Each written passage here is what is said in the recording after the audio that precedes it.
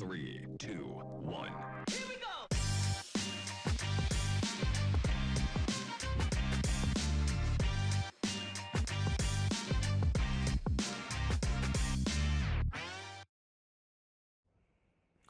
Ladies and gentlemen, it's Tuesday and welcome to another episode of We Talk. I'm Yolanda Nell. Please stay tuned for our interview a little bit later on. We are talking to Benton Botas about becoming Pamela.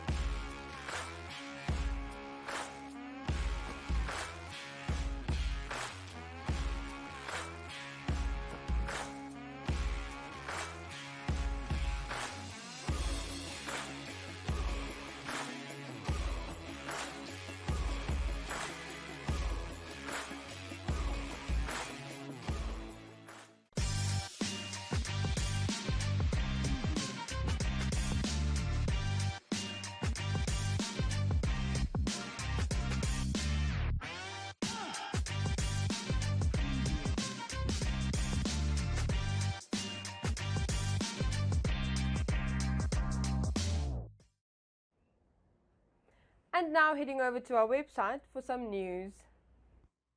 The Netbank for Autism series has again shown spectators far and wide why it is one of the most influential sought-after golfing events in the Namibian golfing scene, having raised over 200,000 Namibian dollars for the Autism Association of Namibia. The 9-event series, organized by DZ Golf, is an effort to raise awareness and funds for the Autism Association of Namibia through pledges and donations. The association is made up of parents, their children with autism, adults with autism, and professionals who are interested in promoting the well-being of persons with autism spectrum disorders within the country. The association's aim is to provide support and assistance as well as training in the field of autism to parents and professionals. Last year, the series raised 130,000 Namibian dollars in pledges by the end of the tournament.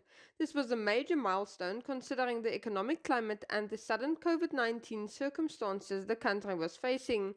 The 2021 edition of the series was launched on the 20th of February at the Umea Golf Club and came full circle at the same club recently where the finals took place. The series had a total of 527 golfers from the 9 events and raised 228,200 Namibian dollars. Series organizer Dan Swiebel expressed his delight at the series final.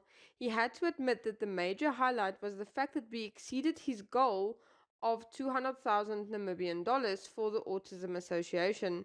They had so many ups and downs this year, including a third COVID-19 wave which temporarily halted the event's momentum, but none of it stopped them from making sure that they attain each set goal for every occasion. Since 1992, kiddie sport has been introduced to most pre-primary and primary schools in the capital, which means that the program has been taking place here for almost 3 decades. The past 2 years have been extremely challenging for almost all businesses, and kiddie sport is no exception. However, our kiddie sport team is satisfied and grateful to end the year with 600 entries, Amanda van Dijk, that heads the program, said. She added that due to COVID regulations, the annual kiddie sport demonstrations that usually take place over 2 days were not possible. An alternative way had to be found. Therefore, in the past 3 weeks, they held around 50 mini demonstrations at all schools where they offer the kiddie sport program. The attendance and eagerness and appreciation of parents were remarkable and inspiring. Judging by the photos, the little ones enjoyed every moment of the program. As part of kiddie sports, children aged from 4 years up until 10 are introduced to ball sports like tennis, hockey, cricket, soccer, golf, volleyball, and netball. They improve their overall coordination levels and at the same time prepare the kids for official sports activities of all primary schools. En dan laastens nuus uit Okahanya. Die bestuurder wat daarvan beskuldig word dat hy vroeër in November 'n fietsryer raak gery het en van die toneel gevlug het, sal die kersseisoen agter tralies bly. Jeff Kavisep het maandag sy tweede verskyning in die Landdroshof op Okahanja gemaak. Daar was aangedui dat Kavisep tydens die hofverrigtinge sal pleit, maar die saak is tot 9 Februarie volgende jaar uitgestel vir verdere polisieondersoek. Kavisep is tydens sy eerste verhoor borgtog ten bedrag van $4,000 Namibiese toegestaan. Volgens inligting wat aan die Windhoek Express bekend gemaak is, kon Kavisep dit egter nie betaal nie en bly hy in aanhouding. Hy sal Kersfees en Nuwejaar ook in aanhouding bly indien die bedrag nie betaal word nie. Kavisep word daarvan beskuldig dat hy die fietsryer Christian Bean vroeër in November naby die Owitoto afdraai buite Okahanja raak gery het en daarna van die ongelukstoneel gevlug het. Bean is deur die motor se vooruit geslinger en het binne die motor geland. Hy is eers in die Okahanja Staatshospitaal behandel en gestabiliseer, voor hy later per ambulans na die Lady Pohamba Privaat Hospitaal in die hoofstad oorgeplaas is. Bean se skouer en heup is beide gebreek en sy knie is ernstig beseer. Hy het al talle operasies ondergaan. Bean was besig met voorbereidings vir vanjaar se Desert Dash.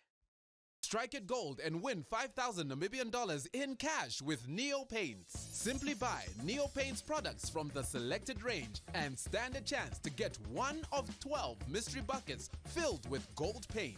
All 12 winners will each get 3 extra paint buckets equal to their purchase. One to replace the gold paint, the second to use on your project, and the third to give to a charity of their choice. One winner can score another 10,000 Namibian dollars by showing us your creative use of the golden paint. The best project wins the cash. Offer is valid from 27 September to 18 December at your favorite hardware store nationwide. Visit us at neopaints.com for more competition details and follow us on Facebook for weekly competition updates.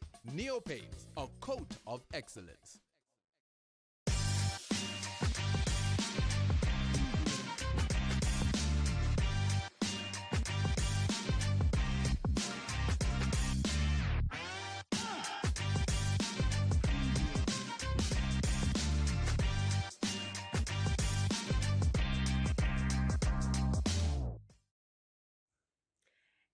It's the second day of Pride Week and I'm so excited. Today I'm talking to Benton Poetis and he is showing us how he transitions from Benton to the fabulous and fantastic Pamela.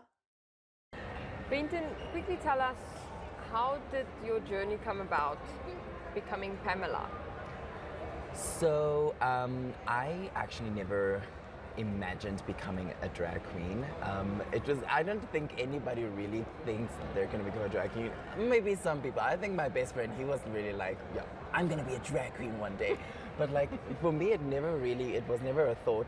Until when I was in college, I studied musical theater, and for one of my musical theater exams, I told the story of this like extravagant like performer like doing these extravagant characters, and like basically while this character is getting out of makeup telling his life story.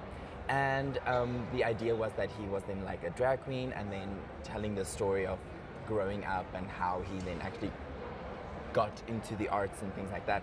So I didn't know any drag queens at that time. I didn't know anyone that could help me. So I made contact with this guy who lives in Australia. He is a like full-time drag queen, like that's his job. And he was just like, yeah, no, sure, no problem, like I'll totally help you. And he literally sent me a step-by-step like photo tutorial on how to do drag makeup. And that was like, he basically put me in drag for the very first time. I mean, he didn't do it himself, I had to do it on myself, but like I did it, and it worked out pretty fine because he did it very, very well. And that was the first time I did drag. And then ever since then, I kind of did other people's makeup more. Like I do enjoy doing other people's makeup more. What do you like about Pamela? I love Pamela's confidence and wit and no fear attitude, I want to say. Like very energetic, very spontaneous, don't care what people think, what people say. Sometimes might speak faster than like the brain is working, but all in like all it's all coming from a good place, I guess. But like the confidence, I think mainly it's just I think she's not afraid of anything, and she's not afraid to say something as it is. And when she's on stage performing, like it's like unstoppable, unstoppable. Do you have similarities, Benton and Pamela? I think things are like starting to become like similar between the two of us, because I think that I can learn a lot from her, and honestly, it's all good things. It's good things to have going through life, having confidence and not being afraid and being unapologetically yourself. Like, I feel like that's like good character traits to have. So it's things that I'm busy learning as myself, as Benton, to like take on when I'm not Pamela. So I think it's getting there. I think it's starting. How's the support? Well, I think for like, this is gonna sound so strange, but like for the random citizens that we love, you know, like the audience members, it's starting to become very big. It's starting to become very, the support is getting very large. Like the audience is getting large. People are starting to really get into it and starting to love it and appreciate it, and they're showing their support. They're coming to the drag nights. They're coming to like other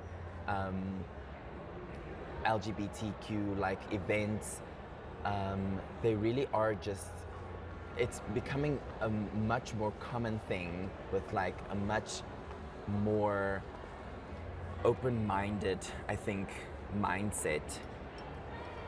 With regards to like the family, it's still like a work in progress. My sister is she supports fully 100%. My sister is my biggest fan, and she's like, I love her for that. She's probably one of my favorite people in the entire world, and I appreciate her so much. So like, she's great. She's amazing. The birth giver, she, on the other hand, she needs a little bit more convincing.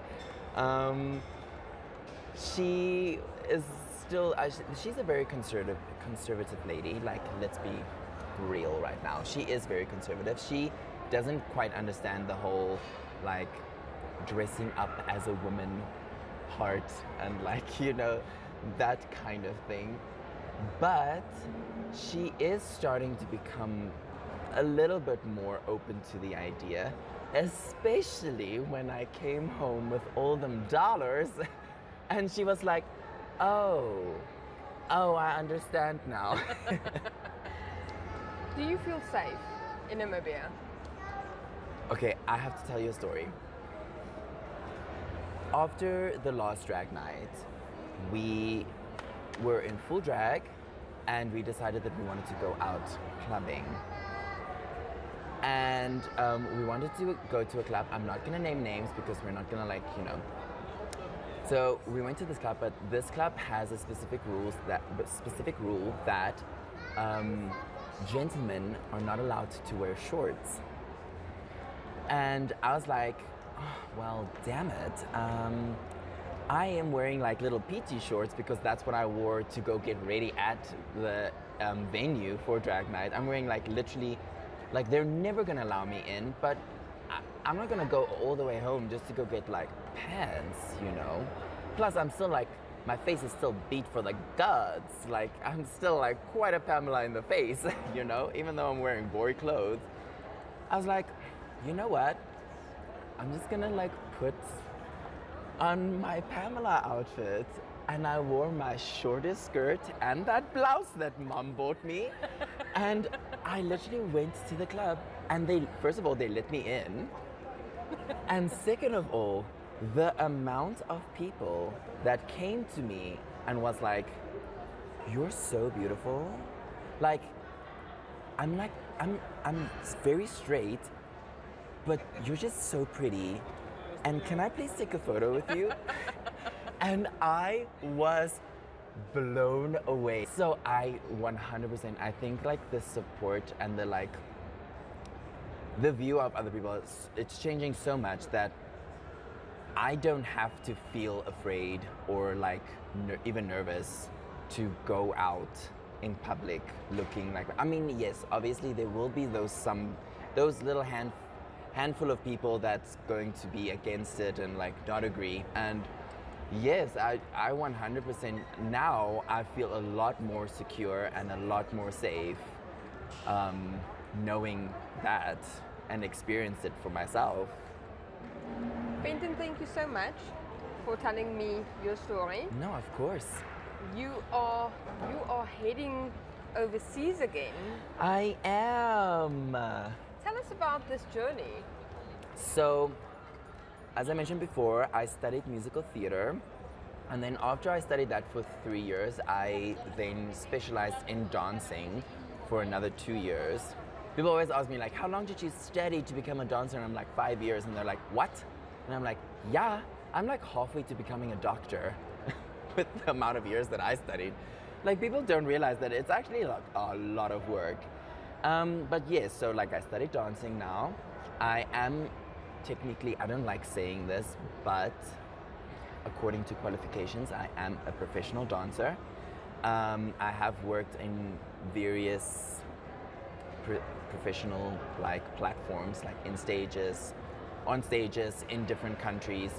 And up until the whole pandemic, I was working on the cruise ships as one of their entertainment, like their dancers.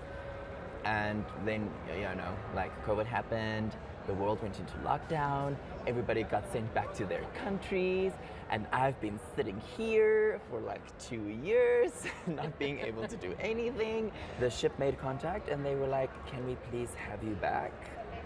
And I was like, sure, if 100%. Secretly behind the phone, I'm like screaming like a little giddy schoolgirl, freaking out because I'm so happy. And yes, they want me to go back like beginning Jan. So I will literally be like New Year's and then off to LA. Sounds like a big adventure. I'm very excited. I'm very, very excited. Yes. I mean, it's the dream. I think it's every performer's dream to like go and I don't want to say work because I don't classify my job as work. It's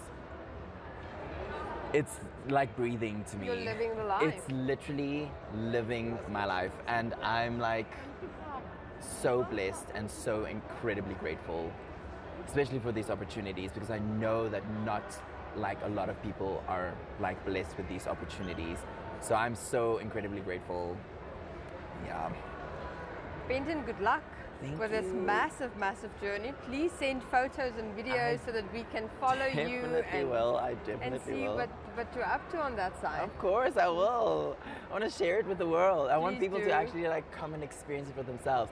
So if y'all feel ready, come to Princess Cruises and come do a cruise. Come find me. Thanks, Benton. Thank you.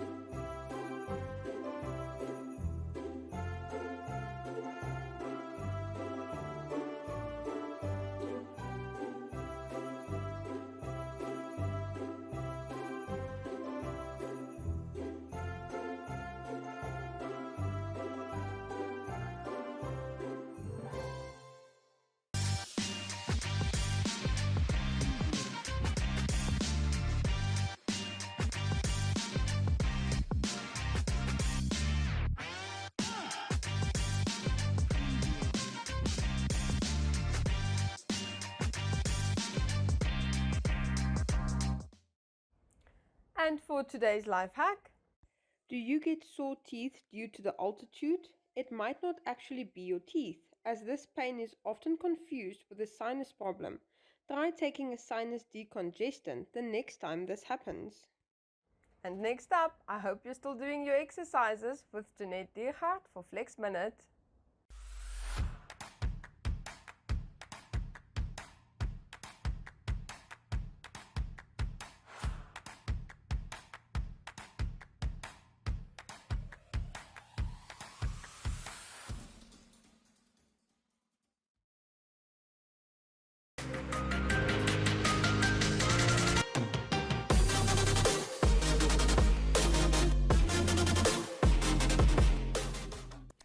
everybody and welcome back to Flex. I'm Jeanette Diergaard, your presenter for Flex, and today we will be focusing on stretches that you can do for your lower back.